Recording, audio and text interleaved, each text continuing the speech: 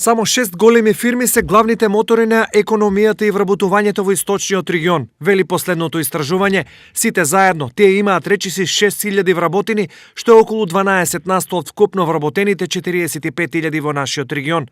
Убедливо најголем работодавач со 1965 вработени е фирмата Adient Seating, или попознат како Johnson Controls, кој работи во Штип.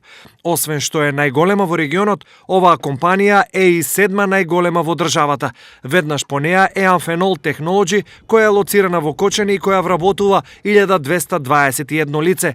Трет најголем е рудникот Саса со 688 работно ангажирани, а веднаш до него е компанијата Булмак, која го експлоатира рудникот Злетово кај Пробиштип.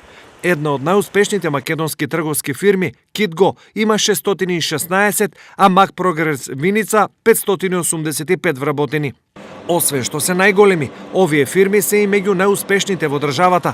Освен што обезбедуваат сигурна и добра екзистенција за вработените, рудникот Саса покажа и 42 милиони евра профит, но и голема општествена одговорност. Amphenol Кочани има 60 милиони приход и 5 милиони евра профит, но оваа фирма е клучна за економската стабилност во Кочани и околината.